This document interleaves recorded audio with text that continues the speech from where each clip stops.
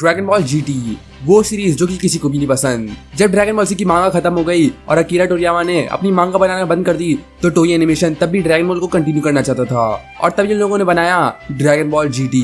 Akira टोरियामा से permission लेकर उन लोगों ने ये सीरीज बनाई जहां पर गोकू, पैन और ट्रंक्स एडवेंचर के लिए जाते हैं और ये पूरी सीरीज नॉन कैनन थी और ये किसी को भी पसंद नहीं आई। ये किसी को भी नहीं पसंद आई और ये बिल्कुल फेल हो गई। अकीरा टोरियामा के बिना ये जैसा बनना चाहती थी वो बिल्कुल नहीं बन पाई और आखिर में ड्रैगन बॉल जीटी 64 एपिसोड के बाद ही खत्म हो गया।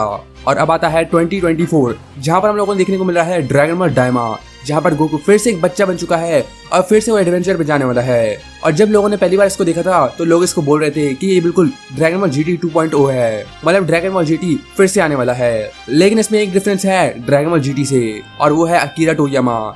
ये स्टोरी लिखी है अकीरा टोरियामा ने ड्रैगन बॉल डायमा की पूरी स्टोरी। बल्कि ड्रैगन बॉल जीटी के अंदर अकीरा टोरियामा का ज्यादा हाथ नहीं था, उन्होंने कुछ डिजाइन बनाए थे और कुछ स्टोरी पॉइंट्स दिए थे, बाकी सब कुछ एनिमे स्टूडियो ने किया था। लेकिन ड्रैगन बॉल डायमा के अंदर पूरी की पूरी स्टोरी ही अकीरा टोरियामा ने लिखी है और लगता है लोग ड्रैगन बॉल जीटी से ज्यादा एक्साइटेड हैं ड्रैगन बॉल डायमा के लिए। लेकिन ऐसा क्या हुआ कि ड्रैगन बॉल जीटी फेल हो गया, मतलब वो ड्रैगन बॉल है और वो इतना पॉपुलर है तो वो कैसे फेल हो सकता है। तो आज भी तुम्हें वही बताने वाला हूँ। इसे लाइक कर देना, मेरे चैनल सब्सक्राइब कर देना और अगर तुमने मुझे इंस्टा फॉलो नहीं किया है तो वो भी जरूर से कर लेना और नीचे कमेंट करके बताओ तुम्हारी फेवरेट सीरीज कौन सी है। So let's go. अब ड्रैगन बॉल जीटी के अंदर 64 एपिसोड है जिनके अंदर है 4 sagas, black star dragon ball saga, baby saga, super 17 saga और शैडो ड्रैगन सागा। इन सब के आइडियाज तो बहुत अच्छे हैं लेकिन इनकी एग्जीक्यूशन बहुत ही बुरी है। पहले तो ब्लैक स्टार ड्रैगन बॉल के बारे में बात करते हैं। आग शुरू होते ही पिलाफ गो को बच्चा बना देता है और गो की पूरी जर्नी जो कि हमने देखी थी कि वो बच्चे से एक बड़ा अडल्ट बन चुका है वो सब चली गई जब गो को एक बच्चा बन गया। और ये सेंस भी बनाता है वो ऐसे क्यों करेंगे, क्योंकि गो को इस पॉइंट पर बहुत ही ओवर पावर था। लेकिन क्योंकि अब वो एक बच्चा बन चुका है तो अब वो उसको कमजोर बना सकते थे, जिसका मतलब अब वो सुपर सेन 3 ज्यादा इस्तेमाल नहीं कर सकता और इंस्टा ट्रांसमिशन यूज नहीं कर सकता। और ये स्टोरी के लिए बहुत जरूरी था क्योंकि अगर गो को बहुत ही ज्यादा स्ट्रॉन्ग होगा तो उसके सामने कोई भी नहीं टिक पाएगा और स्टोरी अच्छी नहीं होगी उसके बिना। और फिर हम लोगों को दिखता है पैन और ट्रंक्स, लेकिन जो ड्रैगन बॉल गो को छोटा बना देते हैं वो कोई आम ड्रैगन बॉल्स नहीं है, वो है ब्लैक स्टार ड्रैगन बॉल्स, जिसका मतलब जब भी उनको इस्तेमाल किया जाएगा तो उनके 1 साल बाद पूरा प्लेनेट ही एक्सप्लोड हो जाएगा। जिसका मतलब गो को अब सब कुछ फिक्स करना पड़ेगा ड्रैगन बॉल्स को ढूंढने के लिए। लेकिन वो ड्रैगन बॉल्स दुनिया के अंदर फैलते नहीं है बल्कि पूरी गैलेक्सी के अंदर फैलते हैं, जिसका मतलब उनको पूरी गैलेक्सी के अंदर ढूंढना पड़ेगा उन ड्रैगन बॉल्स को। तो जाते हैं गोकू, पैन और ट्रंक्स, वो तीनों जाते हैं एडवेंचर के लिए और दूसरे प्लैनेट पर। लेकिन ये पूरा का पूरा सागा ही पूरा बोरिंग था, मतलब इसको देखने में मजा भी नहीं आता और बिल्कुल भी एंटरटेनमेंट नहीं आती।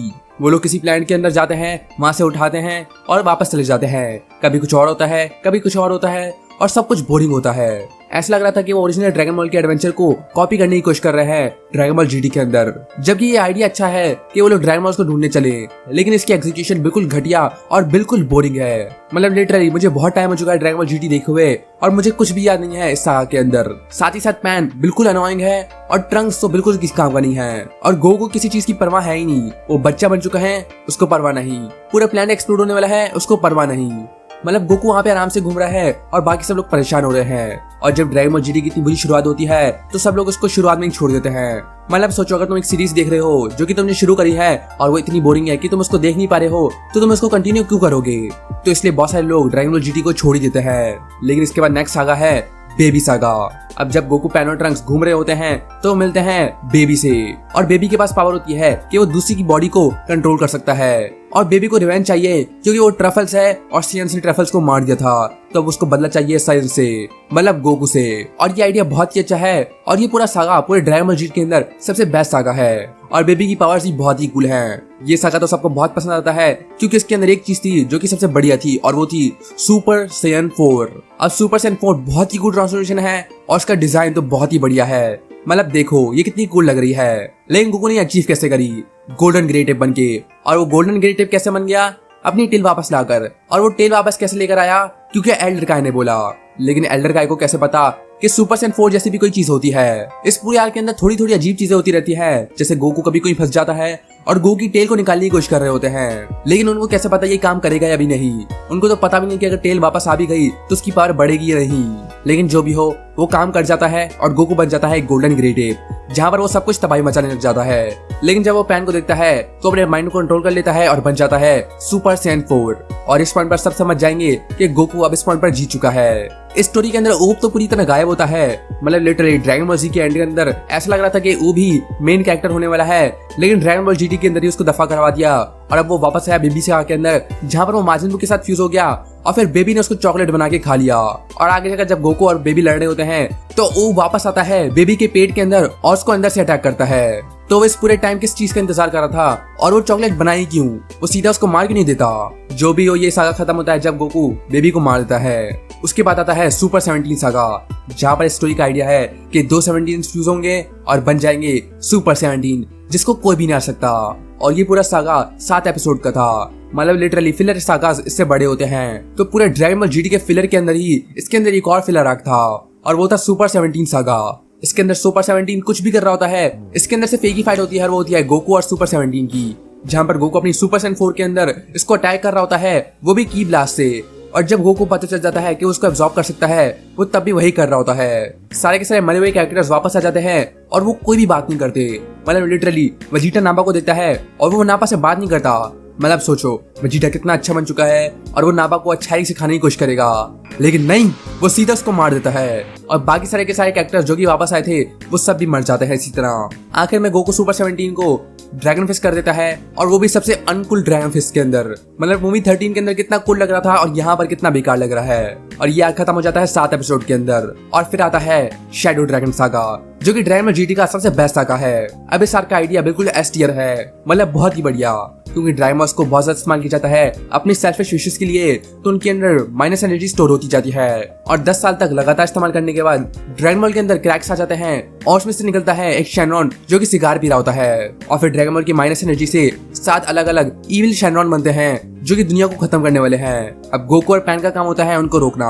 ये आर्क पूरे ड्रैगन बॉल जीटी के अंदर सबसे बेस्ट आर्क में से एक है, लेकिन इसका एग्जीक्यूशन कुछ खास नहीं है। गोकू और पैन जाते हैं और सभी के सभी ड्रैगन बॉल्स को बचाने की कोशिश करते हैं और ये सभी के सभी इविल ड्रैगन्स बहुत ही बेकार और इनके घटिया डिजाइन होते हैं। मतलब आइस शैनरॉन, सिन शैनरॉन और ओमेगा शैनरॉन के अलावा सभी बेकार हैं, लेकिन आइस शैनरॉन और सिन शैनरॉन बहुत ही कूल है और ओमेगा शैनरॉन लेकिन जो भी हो, जिस तरह गोकू आइस शैनरॉन को मारता है वो बहुत ही कूल था और जिस तरह गोकू और सिन शैनरॉन की राइवलरी होती है वो बहुत ही कूल होती है। इस आर्क के अंदर गोकू पूरे ड्रैगन को ही खा लेता है। Ow. What the heck? Can he do that? What the hell?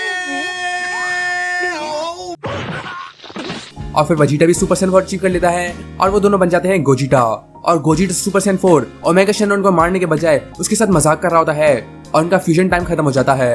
लेकिन फिर आता है इसका फिनाले, जहाँ पर आखिरी 2 एपिसोड के अंदर गोकू मरने की हालत से वापस आता है और ओमेगा शैनरॉन को मार देता है। लेकिन अचानक से शैनरॉन आता है और गोकू ले जाता है अपने साथ और गोकू हमेशा के लिए गायब हो जाता है।